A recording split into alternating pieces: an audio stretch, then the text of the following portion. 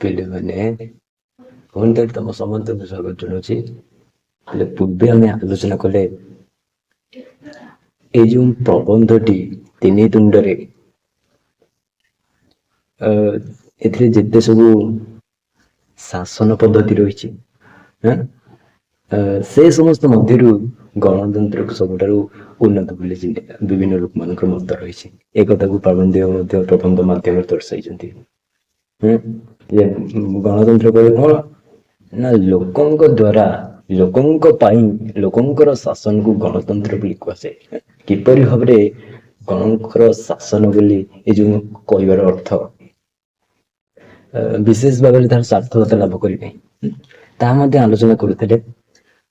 ଗଣଙ୍କ ପାଇଁ ବା ଲୋକଙ୍କର ହିତ ପାଇଁ ଏଇ ଯୋଉ କଥା କୁହାଗଲା ତାହା ମଧ୍ୟ ବିଶେଷ ଭାବରେ ତାତ୍ପର୍ଯ୍ୟପୂର୍ଣ୍ଣ ନୁହେଁ। ଏ କଥା ମଧ୍ୟ ଆମେ ଆଲୋଚନା କରିସାରିଛେ। ପ୍ରାରମ୍ଭିକ ଆଉ ଗୋଟେ କଥା ଦର୍ଶାଇଥିଲେ। କଣ ଦର୍ଶାଇଥିଲେ ନା ଏଇ ଯୋଉ ଗଣତନ୍ତ୍ର କହିଲେ ଏଥିରେ କଣ ରହିଛି, ଶାସକ ରହିଛି ବା ଶୋଷଣକାରୀ ଓ ଶୋଷିତ ଦୁଇ ଜଣ ହେଉଛନ୍ତି ଏକ ଅଭିନ୍ନ। ବୁଝିପାରିଲା ବା ଅପୃଥକ ବା ସମାନ ଯାହାକୁ କୁହାଯାଏ। ଏ କଥାକୁ ଆମେ ଆଲୋଚନା କରିସାରିଛେ। ଆଜି ଆମେ ଏଇଠାରୁ ଆଲୋଚନା କରିବା। ହେଲେ ସ୍କ୍ରିନକୁ ଦେଖ।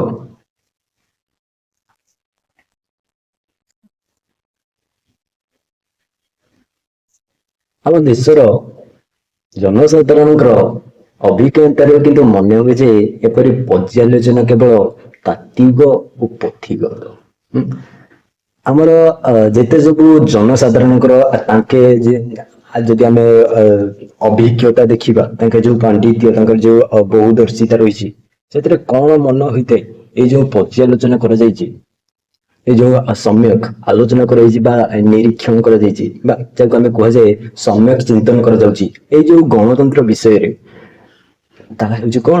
କେବଳ ତାତ୍ତ୍ୱିକ ତତ୍ତ୍ୱ ସମ୍ବନ୍ଧୀୟ। ବୁଝିଲା? ଆଉ ତାହା ହେଉଛି ପୁଣି ପୋଥିଗତ ମଧ୍ୟ। କେଉଁ କଥା ନା ଏଇ ଯୋଉ ଗଣତନ୍ତ୍ର କଥା ଛୁଆଁ ଅଛୁଆଁର ଏଇ ଯୋଉ ପୀଠସ୍ଥଳୀ ରହିଛି, ଭାରତବର୍ଷ ସାଧାରଣ ନ୍ୟାୟ ଲଙ୍କାରେ ହରି ଶବ୍ଦ ପରି। ବୁଝିଲା? ଲଙ୍କାରେ ଯେପରି ଭାବରେ ହରି ଶବ୍ଦ ଶୁଣା ଯାଇ ନାହିଁ, ସେଇପରି ଭାବରେ ଏଇ ଯୋଉ ଭାରତ ବର୍ଷରେ ଏଇ ଯୋଉ ଛୁଆଁ ଅଛୁଆଁ ଭେଦଭାବ ରହିଛି, ଏଇ ଯୋଉ ଛୁଆଁ ଅଛୁଆଁର ପୀଠସ୍ଥଳୀ ହେଉଛି କଣ ନା ଭାରତ। ଏଠାରେ ଲଙ୍କାରେ ଯେପରି ଭାବରେ ହରି ଶବ୍ଦ ଶୁଣାଯାଇ ନାହିଁ, ଏଇ ଭାରତ ବର୍ଷରେ ସାମାଜିକ ଯୋଉ ନ୍ୟାୟ ରହିଛି ତାହା ମଧ୍ୟ ଶୁଣାଯାଏ। ପଞ୍ଜୀପତ୍ର ବିଶାଳ ପ୍ରସାଦ ଓ ଭିକାରୀ ପତ୍ର ଗୁଡିଆ ତଥା ରାସ୍ତା କଡ ମଧ୍ୟରେ ଅର୍ଥନୈତିକ ସମତାର ଆଶା କେବଳ କଳ୍ପନାର ବିଳାସ। ପ୍ରାବନ୍ଧିକ ଏଠାରେ କଣ କହୁଛନ୍ତି? ଏଠାରେ ଯେଉଁ ପୁଞ୍ଜିପତି ମାନେ ଅଛନ୍ତି, ମାଲିକ ମାନେ ଅଛନ୍ତି, ସେମାନଙ୍କ ଯୋଉ ବୃହତ ବା ବିସ୍ତୀର୍ଣ୍ଣ ପ୍ରାସାଦ ରହିଛି, ରାଜଭବନ ରହିଛି, ପୁଞ୍ଜିପତି ବାଲା ଭିକାରୀ ମାନଙ୍କର ଯୋଉ ପତ୍ର ଗୁଡିଆ ରହିଛି ତଥା ସେମାନଙ୍କ କଣ କରନ୍ତି? ରାସ୍ତା କଡରେ ଜୀବନ ଯାପନ କରନ୍ତି। ଏଇ ଯୋଉ ପୁଞ୍ଜିପତି ଆଉ ଭିକାରୀ ମାନଙ୍କ ମଧ୍ୟରେ ଆମେ ଯଦି ଅର୍ଥନୈତିକ ସମତାକୁ ଦେଖିବାକୁ, ଅର୍ଥନୈତିକ କ୍ଷେତ୍ରରେ ଏମାନଙ୍କ ଯୋଉ ସମାନତା ରହିଛି ତାହା ଯଦି ଆମେ ଆଶା କରିବା, ତାହା ହେଉଛି କଣ ନା ଏହା ହେଉଛି କଳ୍ପନାର ବିଳାସ ବା ଆରୋପରେ ଯୋଉ ସୌଖୀ ଜୀବନ ଯାପନ ରହିଛି। ଇଏ ହଉଛି କେବଳ କଳ୍ପନାର। କେବଳ ହେଲେ ଯୋଉ ପୁଞ୍ଜିପତିରେ ଯୋଉ ଅଟ୍ଟାଳିକା ରହିଛି, ଯୋଉ ରାଜଭବନ ରହିଛି, ତା ସହିତ ଭିକାରୀର ଯୋଉ ପତ୍ର କୁଡିଆ ତଥା ଯୋଉ ରାସ୍ତା କଡରେ ଜୀବନ ଅତିବାହିତ କରିଥାଏ, ସେ କେବେ ହେଲେ ବି ଅର୍ଥନୈତିକ କ୍ଷେତ୍ରରେ ବା ତାହା ସମାନତା ହୋଇପାରିବ ନାହିଁ। ଏଇ ସମାନତାକୁ ଆଶା କରିବା ମଧ୍ୟ ହେଉଛି କଣ? ଏକ କଳ୍ପନା। କେବେ ହେଲେ ବି ଆଶା କରାଯାଇପାରେ ନା। କୁସଂସ୍କାର ପୂର୍ଣ୍ଣ ସାଧାରଣ ଶିକ୍ଷାବିହୀନ ସମାଜରେ ବ୍ୟକ୍ତିଗତ ଅଧିକାର ଚିଲିକା ମାଛ ପରି ସ୍ୱପ୍ନିଳ ଓ ଦୁଷ୍ପ୍ରାପ୍ୟ ଓ ସମଷ୍ଟିଗତ ପ୍ରଗତି ଆକାଶ କଇଁଆ ପରି କପୋଳ କଳ୍ପିତ। ପିଲେ ଏଇଠି ତମ ମାନଙ୍କର ଦଶମ କ୍ଲାସ ବ୍ୟାକରଣ ବହିରେ ମଧ୍ୟ ରୂଢିଟେ ଅଛି, ଆକାଶ କଇଁଆ ଚିଲିକା ମାଛ। ଏହାର ଅର୍ଥ କଣ ନା ଅସମ୍ଭବ ଯେଉଁ ପଦାର୍ଥ ରହିଛି, ଏ ଅସମ୍ଭବ ପଦାର୍ଥକୁ ନେଇ ଯୋଜନା କରିବା। ଏଠାରେ କଣ ଅସମ୍ଭବ ପଦାର୍ଥ କଥା କୁହାଗଲା ନା କୁସଂସ୍କାର ଯୋଉ ପୂର୍ଣ୍ଣ ରହିଛି ସାଧାରଣ ଶିକ୍ଷା ବିହୀନ ସମାଜରେ, ଏଇ ଯୋଉ କୁସଂସ୍କାର ପୂର୍ଣ୍ଣ ବ୍ୟକ୍ତିଗତ ଅଧିକାର ପାଇଁ, ଏ ବ୍ୟକ୍ତିଗତ ଅଧିକାର ହେଉଛି ଏଠାରେ ଚିଲିକା ମାଛ। ଅସମ୍ଭବ ପଦାର୍ଥ ତା ହଉଛି କଣ? ସ୍ୱପ୍ନିଳ ଆଉ ଦୁଷ୍ପ୍ରାପ୍ୟ। ମଧ୍ୟ ଦୁର୍ଲଭ। ବୁଝିଲା, ଯେପରି ଭାବରେ ଆମ ସ୍ୱପ୍ନଟା କେବେ ସତ ହୁଏ ନାହିଁ, ସ୍ୱପ୍ନ କେବେ ସତ ନଥାଏ, ବାସ୍ତବତା ନଥାଏ ସ୍ୱପ୍ନରେ। ବୁଝିଲା, ଏଇ ଯୋଉ ବ୍ୟକ୍ତିଗତ ଅଧିକାର ସମାଜରେ ହେଉଛି କଣ, ସ୍ୱପ୍ନିଳ ଏବଂ ଦୁର୍ଲଭ ମଧ୍ୟ। ପୁଣି ପ୍ରାରମ୍ଭିକ ଦର୍ଶାଇଛନ୍ତି ସମଷ୍ଟିଗତ ପ୍ରଗତି, ଗୋଷ୍ଠୀର ଉନ୍ନତି କଥା କହିଛନ୍ତି, ସମଷ୍ଟି ଉନ୍ନତି କଥା କହିଛନ୍ତି। ଏହାପରେ ହେଉଛି ଏ ଯୋଉ ଅସମ୍ଭବ ପଦାର୍ଥକୁ ନେଇ ଯୋଜନା କରିବା କଥା, ବ୍ୟକ୍ତିଗତ ଅଧିକାରକୁ ନେଇ ଯୋଉ ଯୋଜନା କଲେ ଯାଇକି ସମଷ୍ଟିର ଉନ୍ନତି ହୋଇପାରିବ। ଏହା ହଉଛି କଣ, କେବଳ ଏକ କପୋଳ କଳ୍ପିତ ମନ ଗଢା କଥା। ବୁଝିପାରିଲା, ସେଇଥିପାଇଁ ତ ରୂଢିଟି ପ୍ରୟୋଗ କରାଯାଇଛି, ଆକାଶ କୁଣିଆ ଚିଲିକା ମାଛ। ମନରେ ଏଠି ପ୍ରଶ୍ନ ଉଠେ ଯେ ଗଣତନ୍ତ୍ରକୁ ଯାହା ବୋଲି ଘୋଷଣା କରାଯାଏ ସତରେ କଣ ତାହା ନୁହେଁ? ଏକଥା ପ୍ରାବନ୍ଧିକ ଦର୍ଶାଇଛନ୍ତି ଯେ ଯେଉଁ ଗଣତନ୍ତ୍ରକୁ କୁହାଗଲା ନା ଗଣଙ୍କ ଦ୍ଵାରା, ଗଣଙ୍କ ପାଇଁ, ଗଣଙ୍କର ଶାସନ, ଏ ଯେଉଁ କୁହାଗଲା ଗଣକୁ ତନ୍ତ୍ରକୁ, ତାହେଲେ ଏଇ ଯୋଉ ଗଣତନ୍ତ୍ରକୁ ଯାହା ଘୋଷଣା କରିଛି ତା ସତରେ କଣ ତା ନୁହେଁ ବୋଲି ପ୍ରାବନ୍ଧିକ କଣ କରିଛନ୍ତି, ପ୍ରଶ୍ନ କରିଛନ୍ତି। ଦେନ୍ ପୁଣି ସନ୍ଦେହ କିନ୍ତୁ ଅନ୍ୟାୟପୂର୍ଣ୍ଣ ବୋଲି ମନେ ହୁଏ, ଅବିଚାର। ଅନ୍ୟାୟପୂର୍ଣ୍ଣ କହିଲେ ଅବିଚାର ବୋଲି ମନେ ହୋଇଥାଏ। ଏ ଯୋଉ ସନ୍ଦେହ କଥା କୁହାଯାଇଛି, ଏଇ ଯୋଉ ପ୍ରଶ୍ନ କଥା କୁହାଯାଇଛି ଯେ ଗଣତନ୍ତ୍ର ଯାହା ବୋଲି ଘୋଷଣା କରାଯାଇଛି ତାହା ହଉଛି କଣ, ସତ୍ୟ ନୁହେଁ। ବୁଝିପାରିଲା, ଦେନ୍ ଗଣଙ୍କ ଦ୍ଵାରା ଶାସନରେ ଅର୍ଥ ନୁହେଁ ଯେ ଜନତାର ସମସ୍ତ ବ୍ୟକ୍ତିଗତ ଭାବରେ ସିଧାସଳଖ ଶାସନ କର୍ତ୍ତା ହେବେ ଓ ନିଜେ ନିଜକୁ ଶାସନ କରି ବସିବେ। ଗଣଙ୍କ ଦ୍ଵାରା ଶାସନର ଅର୍ଥ ନୁହେଁ, କଣ ନୁହେଁ, ଯେ ଜନତାର ସମସ୍ତେ ବ୍ୟକ୍ତିଗତ ଭାବରେ ନିଜେ ନିଜକୁ କଣ କରିବେ ନା ଶାସନ କରିବେ, ନିଜକୁ ନିଜେ ସିଧାସଳଖ ଶାସନକର୍ତ୍ତା ମଧ୍ୟ ହେବେ। ବୁଝିଲା, ଏଇ ଯୋଉ ଏପରି ବ୍ୟବସ୍ଥା କାର୍ଯ୍ୟକାରୀ ହେବା ଅସମ୍ଭବ।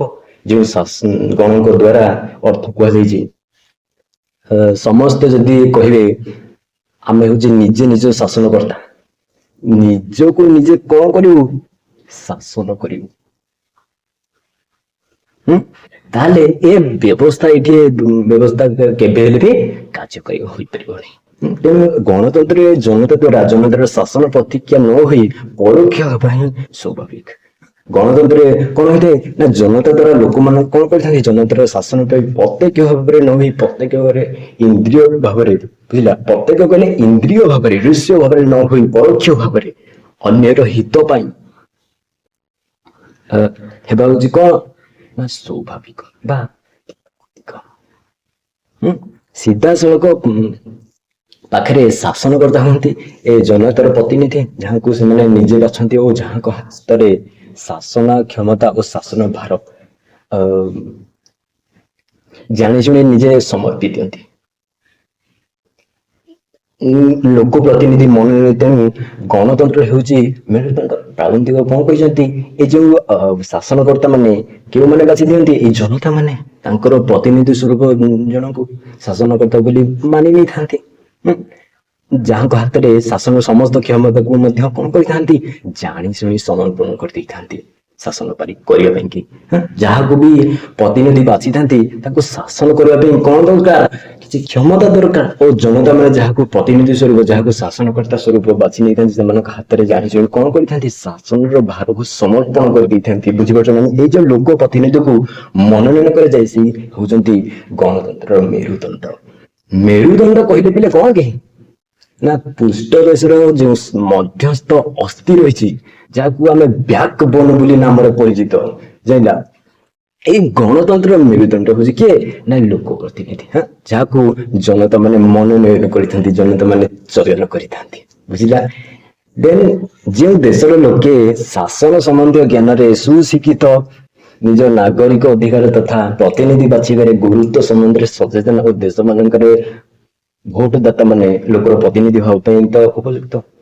ପ୍ରତ୍ୟେକ ବ୍ୟକ୍ତି ବିଶେଷଙ୍କ ଦୋଷ ଗୁଣ, କ୍ରିୟାକଳାପ, ଚିନ୍ତାଧାରା ଓ ମାନସିକ ଦୃଷ୍ଟିକୋଣ, ସାଧୁତା ଓ ସଚେତନ ତଥା କାର୍ଯ୍ୟ ଦେଖା ସମ୍ବନ୍ଧରେ ବ୍ୟକ୍ତିଗତ ଭାବରେ ଜ୍ଞାନ ସଂଗ୍ରହ କରି ଉପଯୁକ୍ତ ବ୍ୟକ୍ତି ହିଁ ପ୍ରତିନିଧି ରୂପରେ କଣ କରିଥାନ୍ତି ନା ବାଛି ନେଇଥାନ୍ତି। ଏଠାରେ କଣ କୁହାଯାଇଛି ନା ଯେଉଁ ଦେଶର ଲୋକେ ଶାସନ ସମ୍ବନ୍ଧୀୟ ଜ୍ଞାନରେ ଥାନ୍ତି, କଣ ସୁଶିକ୍ଷିତ ଥାନ୍ତି, ସେମାନଙ୍କୁ ଶାସନ ସମ୍ବନ୍ଧୀୟ ଯୋଉ ସବୁ ସୂଚନା ରହିଛି ସେମାନେ ସଚେତନ ଥାନ୍ତି।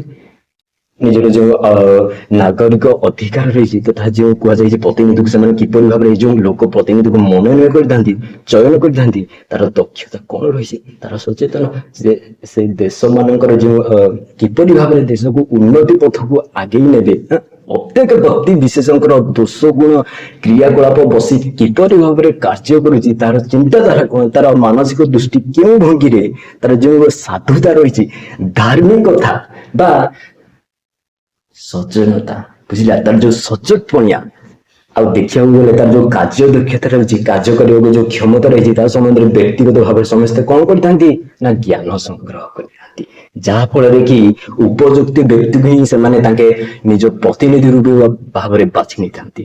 କେଉଁମାନେ ନା ଯେଉଁ ଦେଶର ଲୋକମାନେ ଶାସନ ସମ୍ପର୍କୀୟ ଜ୍ଞାନରେ ସୁଶିକ୍ଷିତ, ସୁମାର୍ଜିତ, ବୁଝିଲା, ଇଏ ହଉଛି ଯେଉଁ ଦେଶର ଲୋକ ଶାସନ ସମ୍ବନ୍ଧୀୟ ଜ୍ଞାନରେ ସୁଶିକ୍ଷିତ।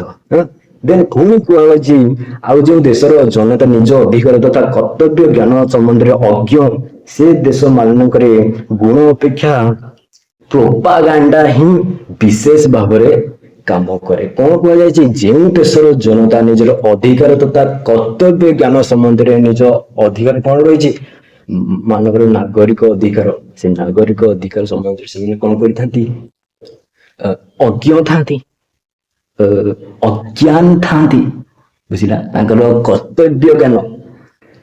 କର୍ତ୍ତବ୍ୟ ସମ୍ପର୍କୀୟ ଜ୍ଞାନ ମଧ୍ୟରେ ତାଙ୍କ କୌଣସି ହେଲେ ବି ଧାରଣା ନଥାଏ। ସେ ଦେଶ ମାନଙ୍କରେ ଗୁଣ ଅପେକ୍ଷା କଣ କରାଯାଇଥାଏ ନା ପ୍ରୋପାଗାଣ୍ଡା ହିଁ ବିଶେଷ ଭାବରେ କାମ କରେ। ପୂର୍ବେ ଆମେ ଆଲୋଚନା କଲେ ଯେ ବ୍ୟକ୍ତିର କଣ ସବୁ ଦୋଷ ଗୁଣ ରହିଛି, କ୍ରିୟାକଳାପ ରହିଛି, ତାର ଯୋଉ କାର୍ଯ୍ୟ କରିବାର କ୍ଷମତା ରହିଛି, ସଚେତନତା ରହିଛି, ଏ ସମସ୍ତକୁ ବିଚାର କରି ସେମାନେ ଲୋକ ପ୍ରତିନିଧିକୁ ମନୋନୟନ କରିଥାନ୍ତି। ପରନ୍ତୁ ଏଠାରେ ଦୋଷ ଗୁଣ ଦେଖନ୍ତି ନାହିଁ। କାହିଁକି? ସେ ଦେଶର ଲୋକମାନେ, ସେ ଦେଶର ଜନତା ମାନେ ତାଙ୍କେ ନିଜ ନାଗରିକ ଅଧିକାର ବିଷୟରେ ସେମାନେ କଣ କରନ୍ତି, ଅଜ୍ଞ। ସେଇଥିପାଇଁ ତ ସେ ଯୋଉ ଲୋକ ପ୍ରତିନିଧିକୁ ଚୟନ କରନ୍ତି, ସେମାନେ ଲୋକ ପ୍ରତିନିଧିର ଗୁଣ ସେମାନେ ପରଖନ୍ତି ନାହିଁ, ସେମାନେ ପ୍ରୋପାଗାଣ୍ଡାର ପିଲେ ପ୍ରୋପାଗାଣ୍ଡାର ଅର୍ଥ ହେଉଛି ଜନମତକୁ ପ୍ରଭାବିତ କରିବା ପାଇଁ ଯୋଉ ପ୍ରଚାର ବ୍ୟବସ୍ଥା ରହିଛି, ସେଇ ପ୍ରଚାର ବ୍ୟବସ୍ଥା ହିସାବରେ ସେମାନେ ବିଶେଷ ଭାବରେ କାର୍ଯ୍ୟକାରୀ କରିଥାନ୍ତି ତାଙ୍କ ଲୋକ ପ୍ରତିନିଧିର ମନୋନୟନ କରିବା ପାଇଁ।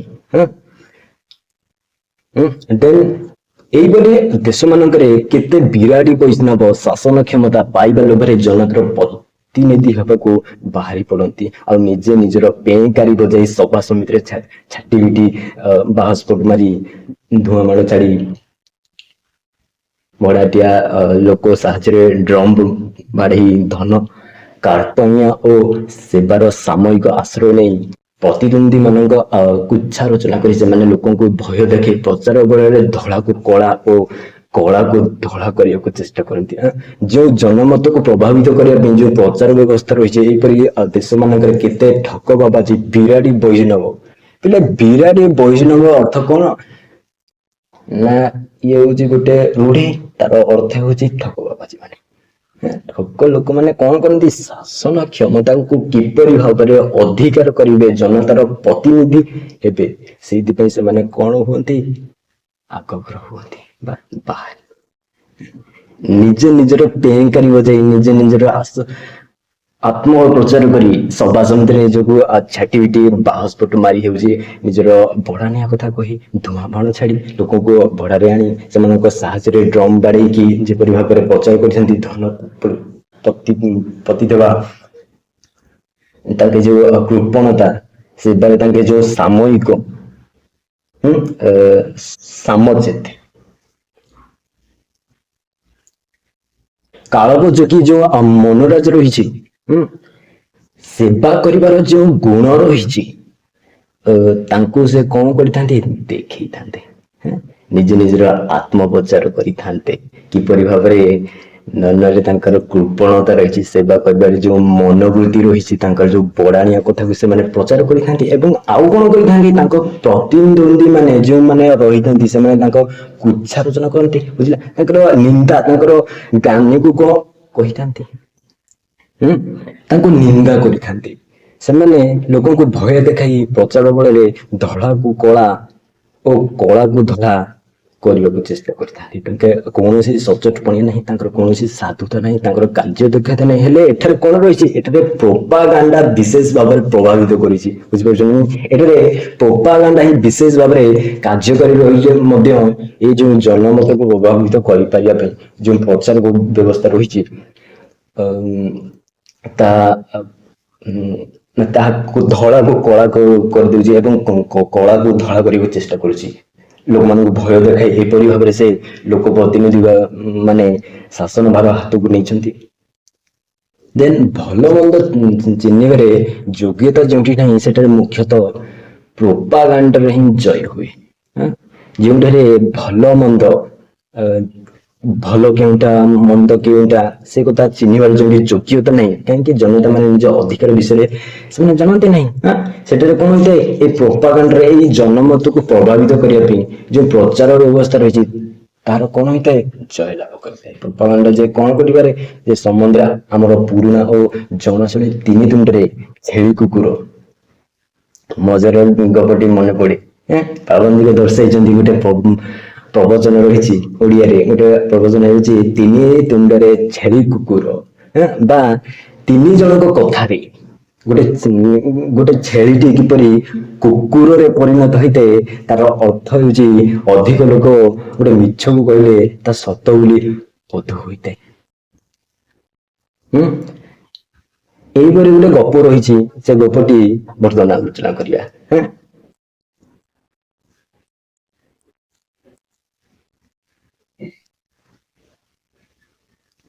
କଳା ମଚ ମଚ ଦେହ, କହରା ନିଶ, ମେହେଗାନି କାଠରେ କୁନ୍ଦୁଲା ପରି ହାତ, ଆଉ ଫୁଲୁକା ରୁଟି ପରି ଫୁଟି ଉଠୁଥିବା ଚଉଡ଼ା ଛାତି। ଲାଠି ହାତରେ ଆକୃତିଟି ଯେତେବେଳେ ରାସ୍ତାକୁ ଉଠି ଆସିଲା, ବ୍ରାହ୍ମଣ ଗୋସାଇଙ୍କ ଆଖି ତାଳକୁ ଖସିଗଲା, ଆଉ ଦେହରୁ ଗମ ଗମ ଝାଳ ବାହାରିଗଲା। ଆଗନ୍ତୁକକୁ ଚିହ୍ନି ପାରି ଥଥମତ ଗଳାରେ ପୁରୋହିତ ପଚାରିଲେ, ପାଣୁକିରେ? ଗପଟିର ଆରମ୍ଭ କିପରି ହୋଇଛି ନା, ଗୋଟିଏ କଳା ମଚମଚ ଦେହ, କହରା ତାର ନିଶ, ରଙ୍ଗ ହେଉଛି ତାର କଳା ମଚମଚ, ମହଗାନୀ କାଠରେ କୁନ୍ଦିଲା ପରି ହାତ। ମୋଟା ଚୋଟା ଲୋକଟି କଣ କରୁଛି? ହାତରେ ତାର କିପରି ନା ଫୁଲୁକା ରୁଟି ପରି ଫୁଲି ଉଠିଥିବା ତାର ଚଉଡ଼ା ଛାତି ପରି ହାତରେ ସେ ଧରିଛି ଗୋଟିଏ ଲାଠି, ବାଡ଼ି ଧରିଛି। ଯେତେବେଳେ ଏହିପରି ଗୋଟେ ଆକୃତି, ଏହିପରି ବ୍ୟକ୍ତିଟି ରାସ୍ତା ଉପରକୁ ଉଠିକି ଆସିଛି, ବ୍ରାହ୍ମଣ ଗୋସାଇଁ ଯେତେବେଳେ ତାକୁ ଦେଖିଛନ୍ତି କଣ କହୁଛନ୍ତି? ଚମକି ପଡିଛନ୍ତି। ଦେହରୁ ତାଙ୍କର ଗମ ଗମ ଝାଳ ବାହାରିଛି।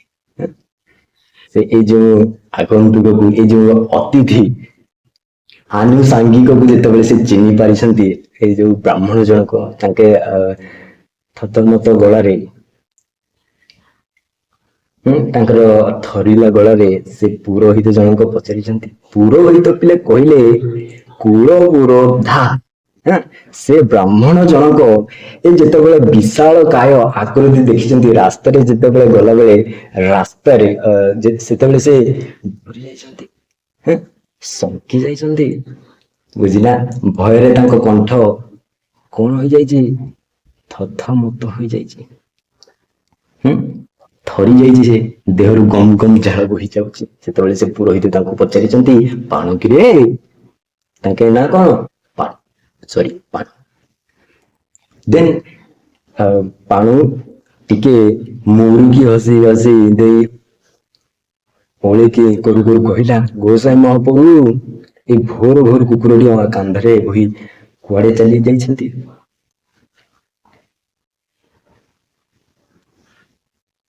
ଗୋସାଇଁ ମହାରାଜ ସପ୍ରତିଭ ହୋଇ ସାରିଲେ। କହିଲେ, ହଇରେ ପାଣ୍ଡୁ, ସତରେ କଣ 60 ବର୍ଷ ନ ପୁରିଲେ ତମ ମାନଙ୍କର ବୁଦ୍ଧି ହୁଏନି? ଛେଳି କିଏ କୁକୁର କିଏ ଚିହ୍ନି ପାରୁନ? ଯଜମାନ ଛେଳିଟିଏ ଦାନ କଲେ ସାଙ୍ଗରେ ଆଣିଲା ବେଳକୁ ଛେଳିଟି ଭିଡି ଉସାରି ହଉଥିଲା, ବୋହି ନେଇ ଯାଉଛି। ବୁଝିପାରିଲା? ସେ ପାଣୁ ଜଣକ କଣ କଲା? ମୁରୁକି ହସିକି, ଅଳ୍ପ ହସିକି ଓଳିକି କହିଲେ, ନମସ୍କାର ବା ଜୁହାର। ହେଁ? କରୁ କରୁ କଣ କହିଛି ନା ଗୋସାଇଁ ମହାପୁରୁ। ପିଲେ ମହାପୁରୁ କହିଲେ ମହାପ୍ରଭୁ। ହଁ, ବ୍ରାହ୍ମଣ ପୁରୋହିତଙ୍କୁ ଗୋସାଇଁ ବୋଲି ସମ୍ବୋଧନ କରାଯାଏ। ସେ ନମସ୍କାର କରୁ କରୁ କଣ କଲେ, ଭୋରୁ ଭୋରୁ ଏ ପ୍ରତ୍ୟୁଷରୁ ସକାଳୁ ସକାଳୁ କୁକୁରଟିକୁ କାନ୍ଧରେ ବୋହିକି ସେ କଣ ନେଉଥିଲେ, ପାଣୁ କଣ କହୁଛି ନା ସେ କୁକୁରଟିକୁ ସେ କାନ୍ଧରେ ବୋହିକି କୁଆଡେ ଯାଉଛି ବୋଲି ପ୍ରଶ୍ନ କଲେ। ଏବଂ ଗୋସାଇଁ ମହାରାଜ କଣ କରିଛନ୍ତି ନା ସେ ଟିକେ ସପ୍ରତିଭ ହୋଇଯାଇଥିଲେ। ପିଲେ ଏଠି ସପ୍ରତିଭ କହିଲେ କଣ, ନିସଙ୍କୁଶ। ବୁଝିପାରିଲା, ନିସଙ୍କୁଶ। ହୁଁ? ଯାହାକୁ କୁହାଯାଏ ସେଇ ଗୋସ୍ୱାମୀ ମହାରାଜ କଣ କହିଲେ, ସତରେ ତମମାନଙ୍କର 60 ବର୍ଷ ନ ପୁରିଲେ ତମମାନଙ୍କର ବୃଦ୍ଧି ହୁଏନି। କଣ ପାଇଁ କହିଛନ୍ତି, ସେ ଧରିଛନ୍ତି ତା କାନ୍ଧରେ କଣ ନା ଗୋଟେ ଛେଳି ଧରିଛନ୍ତି, ପର୍ଯ୍ୟନ୍ତ ପାଣୁ କହିଛନ୍ତି ତାଙ୍କୁ ଗୋଟେ କାନ୍ଧରେ କୁକୁର ଧରିଛନ୍ତି ବୋଲି। ହେଁ?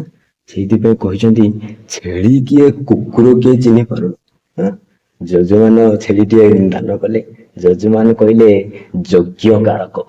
ଗୋଟେ ଯଜ୍ଞ ହୋଇଥିଲା, ସେ ଯଜ୍ଞରେ ବ୍ରାହ୍ମଣଙ୍କୁ ସେ ଛେଳିଟିଏ ସେ ଦାନ କରିଥିଲେ। ବୁଝିପାରିଲା, ସାଙ୍ଗରେ ଆଣିଲା ବେଳକୁ ଛେଳିଟିଏ ଯେତେବେଳେ ଭିଡି ଉଟାରି ହେଲା, ସେ କଣ କରୁଛନ୍ତି ତାକୁ ବୋହିକି ନେଇକି ଯାଉଛନ୍ତି।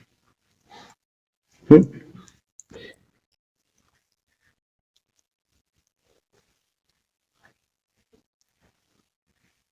ଦେନ୍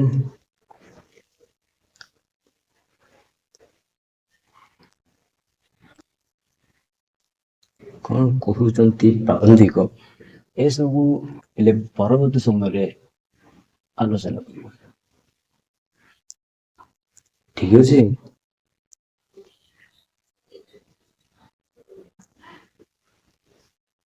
ତାହେଲେ ଆଜି ପାଇଁ ବାସ୍ ଏତିକି।